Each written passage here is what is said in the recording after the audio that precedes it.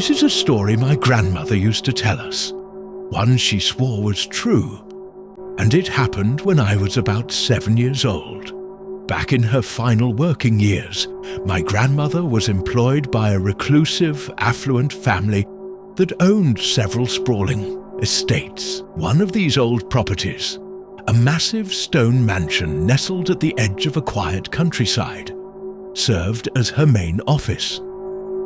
Though it was rarely visited by the family anymore, the place was still maintained by a handful of caretakers, a couple of guards, and a rotation of cleaning staff. It was a grand Gothic-style manor.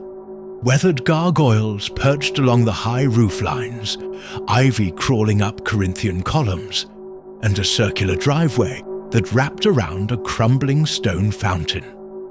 Inside, thick velvet curtains blocked out most of the light, and the wooden floorboards creaked even under the softest step. My grandmother's office sat near the entrance, with floor-to-ceiling windows that overlooked the gate and the main drive.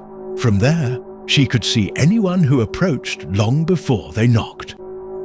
After school, my cousin and I would often stop by and play in the garden while my grandmother finished her work. The groundskeeper was kind and always kept an eye on us. But one afternoon, everything changed. That day, we stayed indoors, playing near the fireplace just across from her desk. I remember my grandmother suddenly standing up stiffly, peering out the window with narrowed eyes. Then she muttered, "Someone's here, behave yourselves," and left the room to greet the visitors. 2 women had passed through the gate, strangely without the guards notifying her, and without the creaky iron gate making its usual noise. Odd, but she assumed they must be the distant relatives of the estate's owners, whom she had been told might stop by that week. As she stepped outside to welcome them, she noticed something was off. One woman smiled too sweetly, her expression almost painted on, while the other glared with an intensity that made my grandmother's skin crawl. They didn't respond to her greeting, and as they stood halfway up the steps, she realized something else.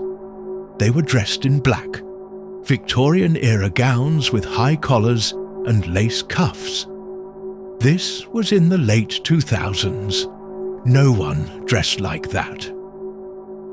Still, trying to maintain composure, she turned and opened the heavy doors for them, gesturing them in. But they never followed. Minutes passed. When she finally looked outside again, they were gone. Vanished.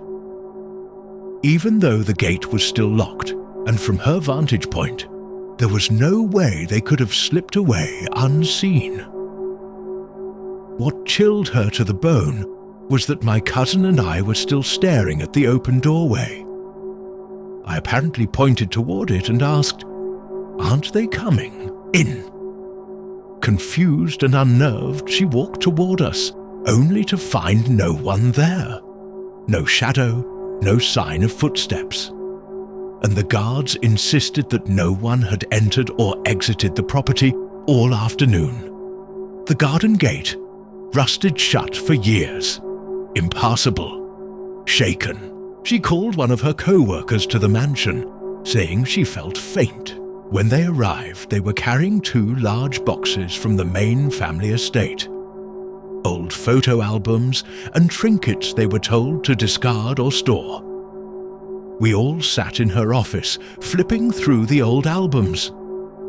Black and white photographs of the estate from decades past. The early 1900s, maybe earlier. That's when my grandmother went pale. There, in a grainy photo labelled 1912, were 2 women, one smiling, the other frowning, dressed in black, standing arm in arm near the same stone fountain we had played beside just days ago. My cousin looked up and giggled. They had feet in the picture, she said. What do you mean? My grandmother asked, her voice trembling. They didn't have feet at the door.